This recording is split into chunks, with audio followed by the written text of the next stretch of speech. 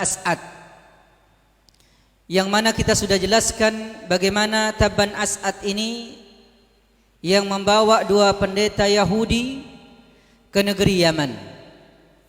Kemudian terakhir pembahasan kita sampai pembahasan yang berkaitan dengan keturunan Tabban As'ad ini, ya, namanya Zunuwas, ya, namanya Zunuwas.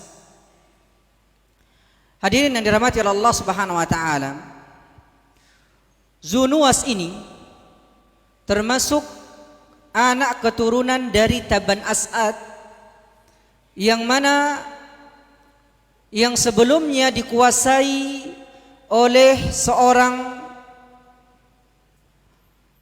perampok, yang mana apa?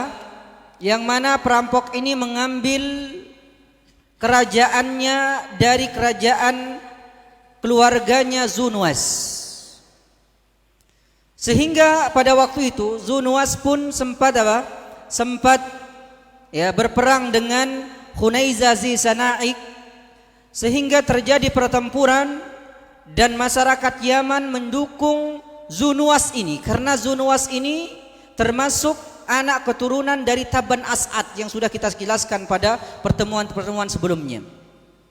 Kemudian hadirin yang dirahmati Allah Subhanahu wa taala, berkembanglah agama Nasrani sampai ke Zunuwas ini. Dan ternyata di satu sisi di daerah Syam ada tokoh pendeta Nasrani namanya Pimyun, yang dia ingin berdakwah ke negeri Yaman, yang mana mayoritasnya penduduk Yaman pada waktu itu termasuk mereka orang-orang Yahudi. Apa yang terjadi setelah itu? Apa yang dirahmati oleh Allah Subhanahu wa taala? Pimyun pun di jalan dia tertangkap, ditawan, kemudian selesai ditawan, akhirnya apa? Akhirnya dia dibawa ke Najran. Yang mana dari Najran ini hadirin yang dirahmati oleh Allah Subhanahu wa taala, dia sempat ketemu dengan tuannya, dan tuannya melihat bagaimana keadaannya Pimyun ini, termasuk dia orang yang rajin ya beribadah di waktu malam, sehingga Allah Subhanahu wa taala berikan kepadanya karamah. Di antaranya adalah apa? Di antaranya di tengah malam yang gelap itu ada cahaya. Dan itu hampir setiap hari setiap malam tuannya melihat itu. Kemudian tuannya mengatakan, "Wahai Pimyun, agama apa yang kamu bawa ini? Kok bisa seperti itu agama yang kamu bawa?" Akhirnya Pimyun pun mulai berdakwah, ya, mulai berdakwah bahwasanya aku menyembah hanya Allah. Kemudian nabi yang terakhir setelah Nabi Musa alaihissalatu wassalam adalah dari keturunan Bani Israel adalah Isa. Dan Isa ini adalah apa? Adalah yang membawa agama yang namanya Nasrani. Ya. Kemudian apa yang terjadi setelah itu? Ternyata setelah didakwahi, tapi dia tidak mau menerima. Tidak mau apa? Menerima. Terus Pimyun terus berdakwah. Akhirnya dia katakan, bagaimana kalau seandainya seluruh penduduk Najran ini dikumpulkan semuanya. Dikumpulkan. Kemudian mana yang lebih kuat Tuhanku Allah dengan yang kalian sembah. Dan kebetulan penduduk Najran pada waktu itu mereka menyembah pohon. Mereka meminta tabarruk ke pohon. Apa-apa mereka minta ke pohon pada waktu itu. Akhirnya apa yang terjadi hadirin yang dirahmati oleh Allah Subhanahu wa taala? Ternyata Pimyun ini mengatakan, bagaimana kalau seandainya penduduk Najran ini digabungkan semuanya, kemudian aku minta kepada Allah Subhanahu wa taala supaya Tuhan kalian yang kalian sembah itu, supaya Tuhanku menghancurkan itu. Kalau memang dihancurkan Tuhan kalian, bisakah kalian ikut dengan agamaku? Kata mereka, termasuk tuannya Pimyun ini mengatakan, iya, akhirnya disaksikan oleh penduduk Najran pada waktu itu dan berdoa ya Pimyun kepada Allah Subhanahu wa taala sehingga apa? Sehingga ya datanglah sebuah apa? Petir atau kilat dalam riwayat bahwasanya apa? Bahwasanya menghancurkan apa? Menghancurkan pohon tersebut sehingga dari situlah penduduk Najran semuanya masuk agama Nasrani. Kemudian dari Najran ini bahwa pendidikan Allah Subhanahu wa taala ternyata muncul generasi setelah Pimyun ini namanya Abdullah bin Samir. Abdullah bin Samir ini dia ternyata pingin berdakwah ke negeri Yaman sebagaimana Pimyun dulu pingin berdakwah ke negeri Yaman tapi enggak sempat ya. Sekarang Abdullah bin Samir ini muridnya Pimyun ini. Akhirnya Abdullah bin Samir ini pun berangkat ke negeri Yaman dan ternyata ya di Yaman Zunuas yang dulu mayoritasnya di tempatnya Zunuas ini ya, tempatnya Zunuas ini banyak beragama Nasrani, tapi tiba-tiba kok Zunuas ini berubah. Dia kembalikan ya agama dan kepercayaan nenek moyang dari Taban As'ad yang sebelum itu. Jauh itu, yang dulu penyembah api, penyembah berhala, dia datangkan lagi orang-orang Yahudi yang mereka beribadah kepada Allah Subhanahu wa taala, mereka apa? Mereka bunuh. Mereka apa? Penjarakan. Akhirnya apa? Akhirnya yang membantu Zunuas ini menjadi kuat adalah seorang penyihir yang sangat kuat di tempat itu. Akhirnya apa yang terjadi hadirin yang dirahmati Allah Subhanahu wa taala? Tiba-tiba Abdullah bin Samir ini mulai berdakwah, tapi tidak ada satupun yang menerimanya sampai dia diancam untuk dibunuh kemudian dikejar. Sehingga apa? Abdullah bin Samir ini dikejar, dia bersembunyi di suatu gua.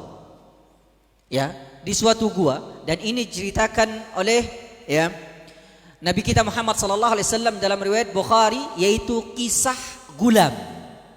Yaitu kisah seorang laki-laki, yaitu seorang pemuda yang mana apa? Yang akan melawan Zunuas ini, yang mengaku sebagai Tuhan ya di negeri Yaman ini. Apa yang terjadi setelah itu? Ternyata setelah lama Zunuas ini dia ya menjadi raja, kemudian dia mengaku sebagai apa? Sebagai Tuhan. Tiba-tiba penyihirnya yang kuat tadi itu sudah tua sekali. Harus ada regenerasi, pengganti dia. Kemudian dia datang kepada Raja Zunuas, wahai raja, aku ini sudah tua, tidak ada yang apa? Tidak ada yang akan membantumu untuk ke depan kecuali engkau harus apa? Memilih satu pemuda yang pintar, cerdas di Yaman ini. Akhirnya dicarilah pemuda-pemuda yang ada di Yaman, sehingga ditemukanlah satu orang pemuda. Satu orang pemuda ini namanya Waddah. Ya, namanya Waddah. Pemuda ini orangnya cerdas, pintar. Dan ternyata dia apa? Dia akan belajar bagaimana metode sihir ke siapa? Ke ya, tukang sihirnya raja ini. Akhirnya apa yang terjadi hadirin yang dirahmati oleh Allah Subhanahu wa taala? Tiba-tiba antara rumah si pemuda ini dengan ya rumahnya tukang sihir ini, kerajaannya Zunuas ini, ternyata dia melewati sebuah apa? Sebuah gua. Dia kalau berangkat pulang lagi ya, itu melewati sebuah gua ini. Akhirnya apa? Ketika dia belajar sama tukang sihir ini, ketika dia pulang ternyata dia heran. Di dalam gua ini ada cahaya. Apa cahaya apa? Dia penasaran. Akhirnya sempat dia masuk ya, minta izin masuk ke tempat itu, ketemulah dengan Abdullah bin Samir ini. Kemudian Abdullah bin Samir ini pun mengatakan ya, bahwasanya aku ini ya, dijelaskan bahwasanya apa? Bahwasanya dia datang dari Najran, beragama apa? Nasrani, menyembah hanya Allah Subhanahu wa taala semata. Kata apa? kata Abdullah bin Samir. Kemudian si pemuda ini pun tertarik belajar agama Nasrani ke siapa? Ke Abdullah bin Samir ini. Akhirnya apa? Kata Abdullah bin Samir ini mengatakan, wahai Waddah, kalau kamu ingin belajar ke tempatku, tetap kamu belajar di tempat apa? Penyihir ini, tetap kamu belajar, tapi kamu harus lewat tempat ini. Kalau sudah apa? Kalau sudah pulang, maka kamu belajar di tempat saya. Begitu pula yang terjadi bahwa bendera mati Rasulullah Ta'ala terus menerus. Ternyata apa? Ternyata ketika dia belajar sama tukang sihir ini, dia pulang belajar agama Nasrani. Terus, ya. Sehingga di sewaktu ketika Waddah ini ilmu sihir sudah apa? Menguasai. Kemudian ilmunya dari Abdullah bin Samir ini sudah menguasai. Dan dia tahu bahwasannya apa? Ternyata tukang sihir ini hanya menipu masyarakat saja. Hanya menipu apa? Masyarakat saja. Ternyata tukang sihir ini supaya apa? Supaya Raja Zunuwas ini langgang, ditakut-takutin apa? Masyarakat apa? Yaman pada waktu itu. Oleh siapa? Tukang sihir ini. Dan itulah yang dipelajari oleh siapa? Waddah ini. Dan sempat dikatakan oleh apa? Penyihir ini mengatakan bahwasannya apa? Wahai Waddah, ya. Takut-takutilah apa? Orang-orang Yaman. Takut-takutilah masyarakat Yaman. Karena kenapa? Karena kalau kamu bisa menakut-nakuti dengan sihirmu yang sudah aku ajari, maka apa?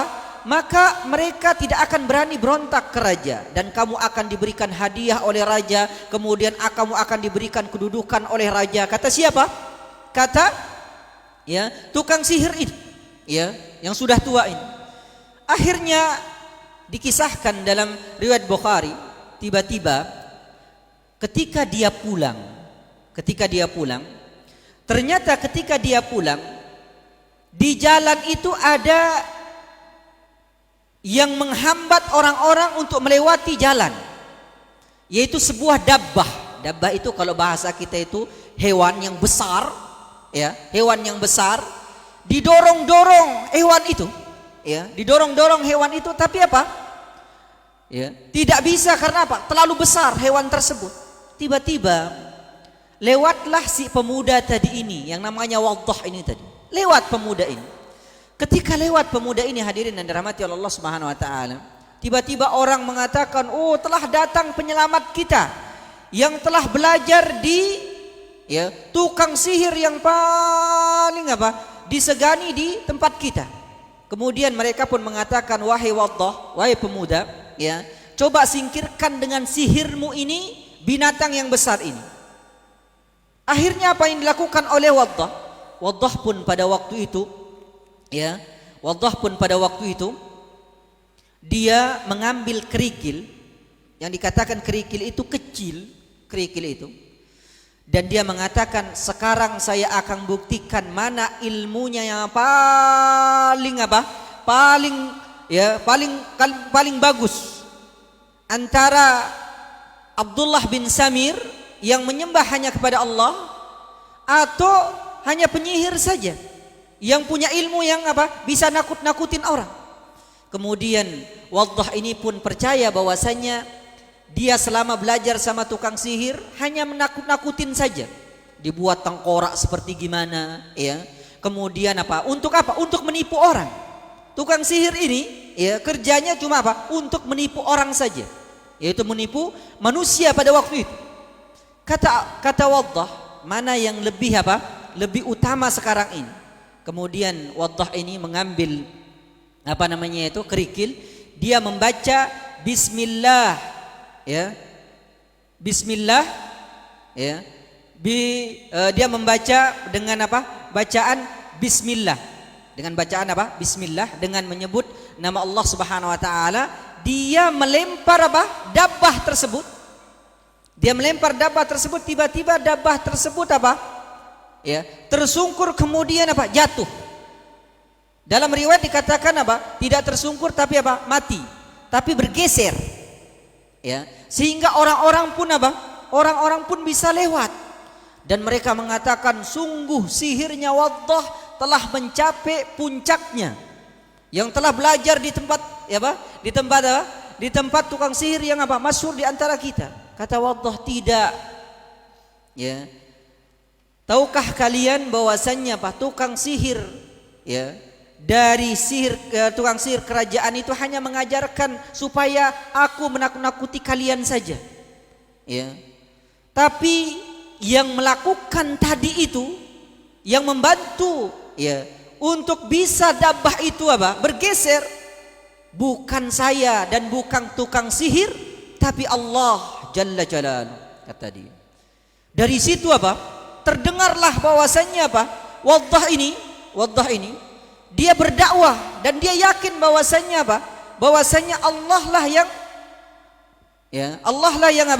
yang membantu segalanya. Allah lah yang menjadikan segalanya, bukan Zunuwas yang mengaku sebagai Tuhan. Bukan Zunuwas yang mengaku sebagai sebagai Tuhan.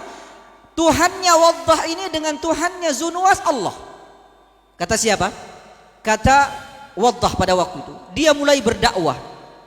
Ketika mulai berdakwah, sudah berapa minggu nggak datang-datang ke tukang sihir ini. Dia pun mengadu kepada Pak Raja, ini Waddah kemana nih? Sudah lama nggak datang, katanya. Waddah ini lama sudah nggak datang. Akhirnya diselidiki, dipanggil. Pada waktu itu ketemulah Waddah ini. Dalam riwayat disebutkan yang pertama kali ditemukan pada waktu itu adalah siapa? Adalah gurunya. Namanya siapa tadi? Abdullah bin Samir. Ini yang pertama kali ditemukan. Akhirnya dalam riwayat disebutkan gurunya ini, Abdullah bin Samir ini dibunuh oleh oleh tentaranya Zunuwas, dibunuh. Kemudian Waddah pun pada waktu itu pun dibawa ke hadapan Raja Zunuwas. Kemudian Zunuwas mengatakan, wahai Waddah, apa yang kamu lakukan? Apakah kamu tidak percaya lagi tentang ketuhanan Zunuwas? Dia bilang, apa kata Waddah? Sungguh Tuhanku dan Tuhanmu dan Tuhan seluruh yang ada di sini adalah Allah. Mendengar apa yang jawabannya dari Waddah tadi, semua yang ada di situ kaget, dan termasuk Zunuwas betul-betul marah. Dia termasuk orang yang paling marah pada waktu itu. Saking marahnya Zunuwas itu, bahwa dirahmati oleh Allah Subhanahu wa taala, akhirnya Zunuwas pun memerintahkan kepada prajuritnya, ikat ini orang, bawa ke gunung yang tinggi, kemudian lempar dari atas gunung itu supaya dia mati. Akhirnya dibawalah Waddah ini, dan ternyata ketika di jalan disaksikan oleh orang-orang penduduk Yaman. Mereka mengatakan bahwasanya, oh ini si pemuda itu yang mengaku bahwasanya dia punya dia mengaku dia punya Tuhan, bukan Zunuwas Tuhannya. Dan sekarang Zunuwas akan menghukum dia untuk dilempar. Dari mana? Dari atas gunung, dibawa ke atas gunung. Dan Masya Allah, di atas gunung sebelum dilempar dia sempat berdakwah. Sempat berdakwah. Tapi para prajurit raja ini nggak ada yang mau menerima dakwahnya Waddah ini. Saking nggak ada yang mau, dia berdoa kepada Allah Subhanahu wa taala, dan ini termasuk doa orang yang dizalimi. Apa doanya? Allahumma khuzhim ma syi'ta. Ya Allah, selesaikanlah orang yang menzalimiku. Hukumlah orang yang menzalimiku. Ini doanya Waddah. Doanya Allahumma khuzhum ma syi'ta. Akhirnya apa yang terjadi? Tiba-tiba terjadi gempa, sehingga seluruh tentaranya Zunuwas tadi itu jatuh, kemudian mereka mati semua. Kemudian atas izin Allah Subhanahu wa taala, Waddah ini pun bisa melepaskan ikatannya, kemudian Masya Allah dia pulang, dan orang-orang dari masyarakat Yaman menyaksikan Waddah ini pulang, dan ditanya, wahai Waddah, ya, kemana tentara yang bawa kamu tadi? Kemana tentara yang bawa kamu? Kata Waddah, Allah Subhanahu wa taala telah menghukumnya. Ya, bahwasanya apa? Bahwasanya aku akan datang lagi ke Zunuwas yang mengaku Tuhan. Yang mengaku apa? Yang mengaku Tuhan. Akhirnya datanglah Waddah ini lagi. Ketika datang, hadirin yang dirahmati Allah Subhanahu wa taala, tiba-tiba Raja Zunuwas ini kaget. Kaget dia. Dan dia katakan, wahai Waddah, kenapa kamu bisa apa? Bisa selamat, dan mana prajurit-prajuritku? Allah Subhanahu wa taala telah menghukum mereka. Ya, dan aku dakwahkan kepadamu wahai Zunuwas, bahwasanya Tuhanku dan Tuhanmu adalah Allah, bukan kamu.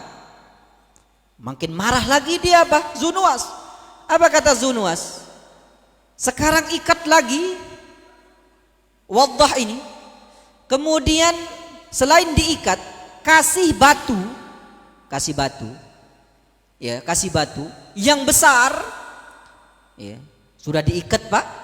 Kemudian talinya ya diikat dengan batu di bawahnya itu. Kemudian bawa dia ke tengah laut, kemudian lempar di tengah laut. Kebayang kalau dilempar ke tengah laut gimana Pak? Ya sudah, ya. Apa yang terjadi hadirin yang dirahmati oleh Allah Subhanahu wa taala? Ternyata ketika dilempar ke tengah laut, ya, tapi sebelum itu dia apa namanya itu? Sebelum itu orang-orang yang apa namanya itu, yang melihat Waddah, mereka mengatakan, wahai Waddah, ini mau dibawa kemana? Dia bilang mau dibawa ke tempat di tengah laut. Orang pun banyak yang mengikutinya. Akhirnya ketika ya sudah sampai tengah laut, apa yang terjadi? Waddah pun berdoa lagi kepada Allah, tapi sebelum itu dia berdakwah. Ya. Berdakwah bahwasanya satu-satunya ya yang menolong kita adalah Allah Subhanahu wa taala, bukan apa? Bukan Zunuwas. Ya, beribadah hanya kepada Allah. Akhirnya dia pun berdoa, Allahumma khuzhum ma syi'ta. Akhirnya ternyata apa? Ternyata kapalnya pecah. Kemudian apa? Kemudian prajurit-prajuritnya semua mati semua, tinggal Waddah, dan Allah selamatkan Waddah. Ini sudah 2 kali nih Pak, diselamatkan oleh Allah Subhanahu wa taala. Akhirnya apa? Akhirnya dia kembali lagi ke Zunuwas. Zunuwas ini pun terheran lagi, mana prajuritku, kata dia. Allah Subhanahu wa taala telah menghukum mereka. Kata apa? Kata Waddah. Akhirnya kata Waddah, tahukah wahai Zunuwas, kalau kamu ingin membunuhku, maka apa? Kumpulkanlah seluruh orang-orang Yaman. Kumpulkan seluruh orang-orang Yaman, kumpulkan semuanya. Kemudian panahlah aku, kata dia. Panahlah aku, tapi dengan catatan kamu menyebut, ya, sebelum engkau memanah aku supaya aku mati, sebutlah Bismillahi Rabbul Gulam. Artinya apa Pak? Dengan menyebut nama Allah, Rabbnya apa? Pemuda ini. Kalau kamu bisa menyebut itu, kemudian memanah aku, maka aku akan mati, kata siapa? Kata Waddah. Semangat sekali Zunuwas pada waktu itu. Ya, nggak ada lagi yang bisa apa? Ngalangin dia. Akhirnya dikumpulkanlah orang-orang Yaman, dan dalam riwayat disebutkan ada sekitar 20.000 orang yang kumpul. 20.000 orang hadirin yang kumpul pada waktu itu. Dalam riwayat disebutkan bahwasanya Zunuwas Waddah ini sudah diikat. Dalam satu riwayat disebutkan Zunuwas ini ketika ingin memanah pertama kali, ketika ingin memanah Waddah ini, si pemuda ini, dia menyebutkan Bismillah Rabbul Gulam ini itu dengan suara yang nggak keras, nggak ada satu orang pun yang dengar, dikit sekali yang dengar. Akhirnya dia manah, nggak kena. Kata Zunuwas mengatakan, bagaimana ya? Bagaimana ini wahai Waddah? Katanya kamu akan apa? Kena ketika aku mengucapkan itu. Kata Waddah, ucapkan dengan keras Bismillahirrabbilgulam. Ucapkan itu dengan keras. Akhirnya si Zunuwas ini pun dia mencoba untuk apa? Untuk ya memanah dengan cara apa? Dengan cara menyebutkan Bismillahirrabbilgulam, dengan menyebut nama Allah Rabbnya si pemuda ini. Kemudian apa? Melesatlah panah tersebut, hadirin. Melesatlah panah tersebut mengena dadanya si Waddah ini sehingga apa? Meninggallah Waddah. Ya, meninggallah Waddah. Dan ternyata apa? Ya, ternyata Zunuwas tadi ini menyebutkan kalimat apa? Dengan menyebut nama Allah, Rabbnya siapa? Si gulam ini. Semua yang 20.000 itu mendengarkan. 20.000 orang itu mendengarkan. Dan semuanya rame-rame yang 20.000 itu masuk ya agama Nasrani. Yang dulu agama Yahudi berubah, kemudian masuk ke agama apa? Nasrani. Semuanya itu 20 apa? 20.000 orang itu masuk semua agama Nasrani. Mendengar semuanya masuk ke agamanya Waddah ini ya. Ternyata Pak Zunuwas semakin marah. Akhirnya apa? Akhirnya Zunuwas memerintahkan prajuritnya untuk membuat parit. Parit yang begitu besar ya. Semua yang beriman kepada apa? Rabbnya Waddah ini akan dicemplungkan ke parit tersebut, yang mana parit tersebut apa? Sudah di apa? Di bawah tersebut ada api. Ya, ada api yang akan apa namanya itu? Yang akan ya membunuh mereka. Api yang apa? Menyala-nyala.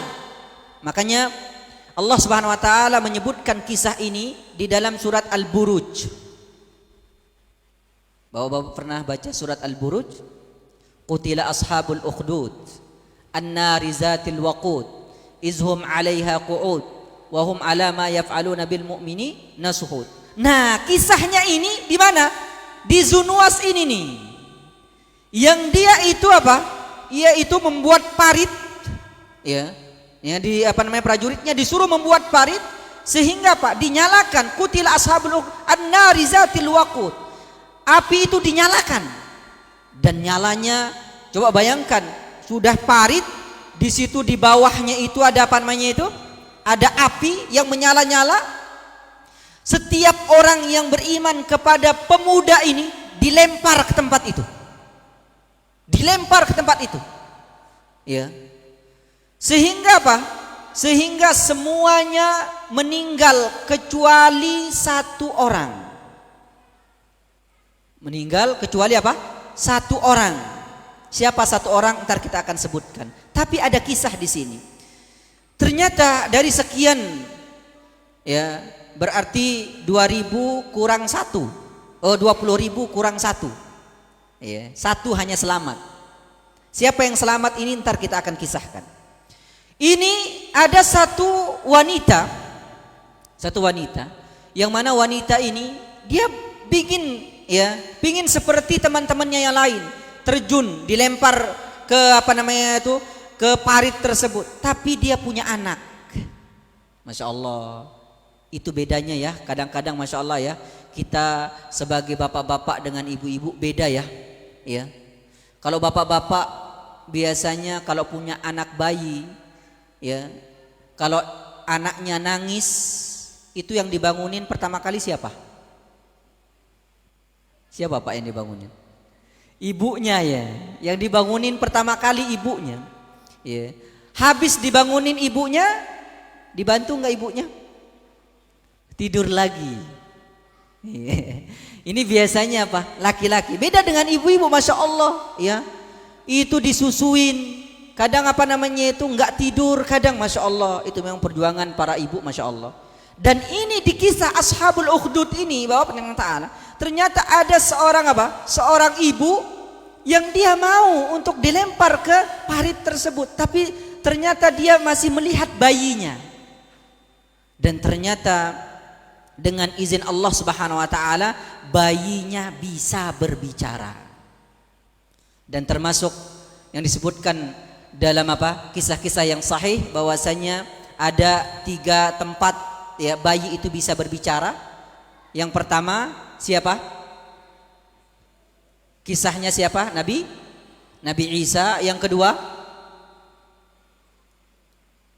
siapa? Kisahnya Zureid. Zureid. Ya, ada kisah tersendiri panjang tuh Zureid itu. Kemudian yang ketiga Ashabul Ukhdud ini. Ya. Yang mana apa?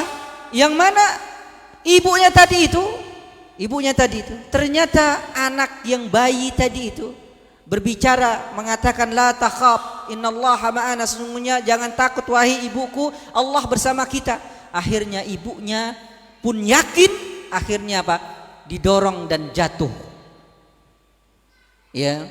Dan ternyata semua orang-orang yang beragama Nasrani pada waktu itu ya, semuanya mati. Yang 20.000 itu mati, tapi ada satu yang selamat dari 20.000 tadi. Namanya siapa? Daus Zi Sa'laban. Namanya Daus Zi Sa'laban. Catat namanya nih Pak ya. Ntar ya, minggu depan banyak nama-nama kan?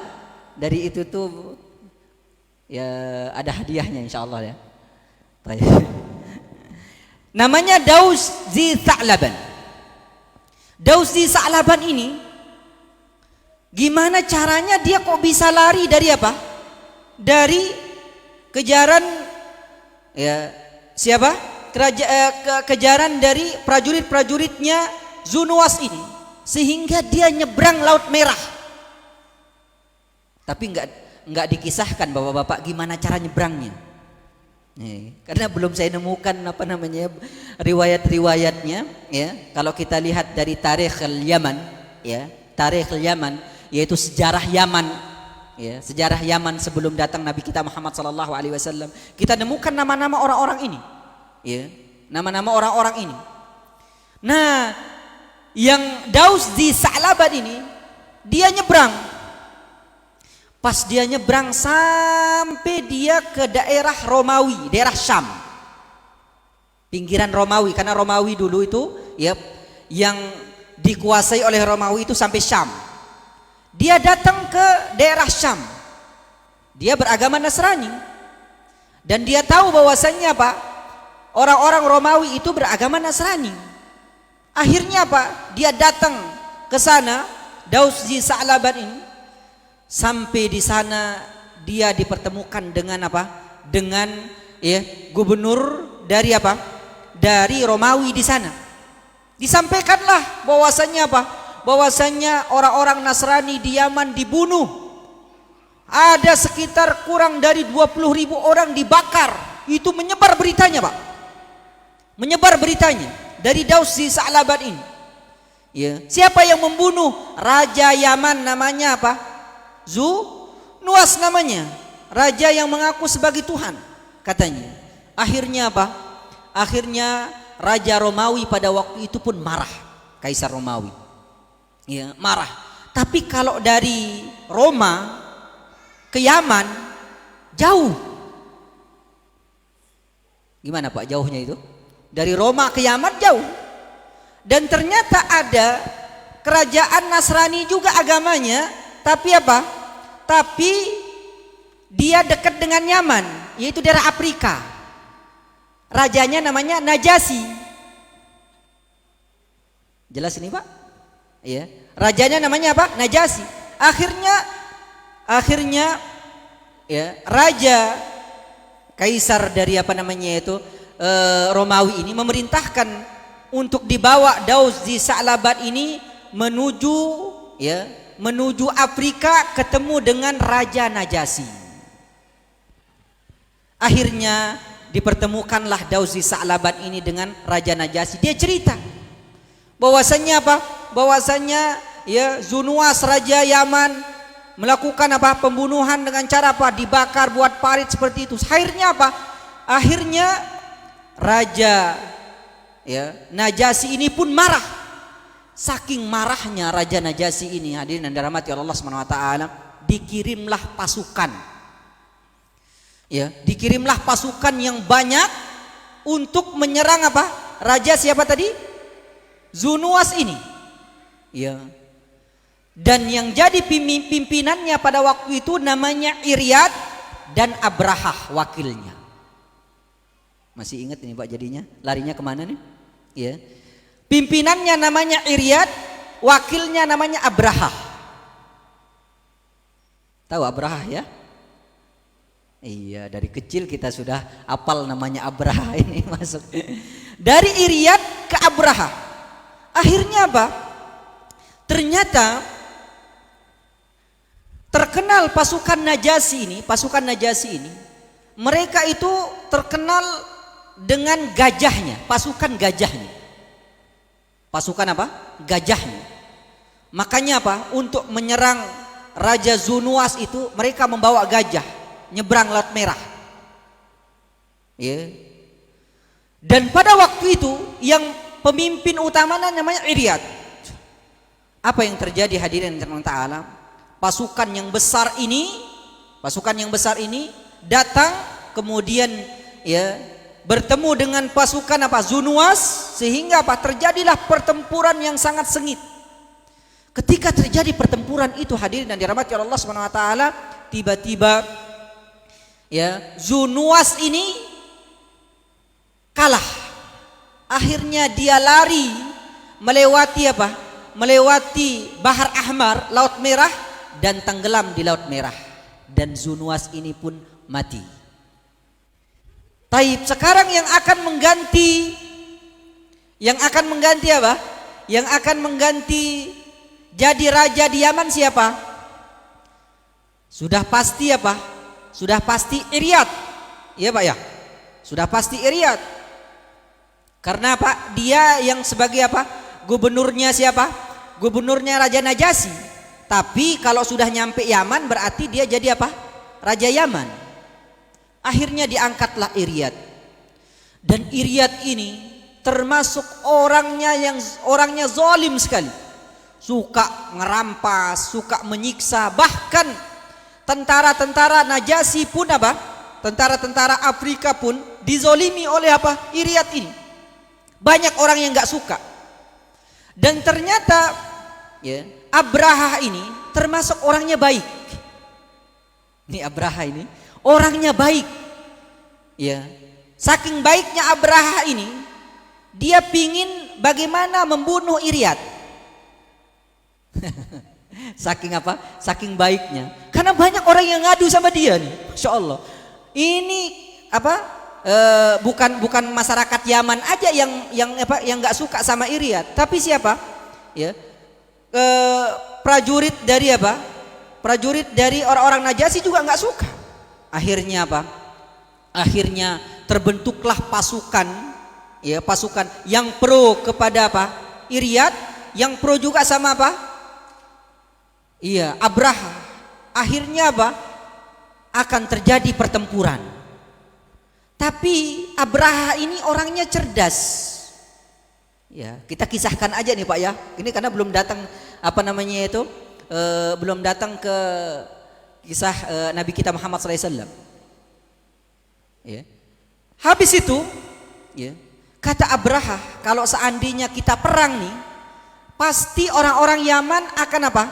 Akan memusuhi kita, akan memerangi kita. Kemudian apa? Kita akan apa? Hancur nih. Kata Abrahah, kalau begitu begini aja, ya, biar saya duel dengan siapa? Dengan Iryad. Kemudian Iryad pun ketika ditantang seperti itu, kata Iryad, baiklah, karena Iryad ini termasuk orangnya tinggi, besar, kuat, ya. Sedang Abrahah itu, ya, nggak terlalu kuat orangnya. Kemudian apa? Nggak terlalu apa? Nggak terlalu besar badannya, ya biasa-biasa aja ya Abrahah ini. Akhirnya apa? Iryad ini merasa ditantang sama orang yang biasa saja. Menurut dia, akhirnya apa? Terjadilah ya duel antara Iryad dengan siapa? Abraha. Ketika terjadi duel Allah Ta'ala, ternyata apa? Abraha kena hidungnya, sehingga terpotong hidungnya Abraha. Iya, makanya ntar kita akan sebutkan bahwa Pak Rahmatullah Ta'ala, Abraha itu ya dikenal raja yang hilang hidungnya. Iya. Bahasa Arabnya namanya apa? Asram. Asram itu artinya apa? Hilang hidungnya. Makanya orang kenal bahwasanya Abraha al-Asram. Abraha yang hilang hidungnya. Iya. Itu yang hilangin hidungnya itu Iryad ini, Pak. Yang hilangin hidungnya. Sehingga apa? Sehingga ketika hidungnya apa? Terpotong, dia terjatuh. Kemudian apa? Darahnya mengalir. Iryad ini merasa sudah menang, dan dia dilulukan oleh prajurit-prajuritnya. Akhirnya apa? Dia dalam keadaan lengah seperti itu, tiba-tiba Abraha mengambil apa?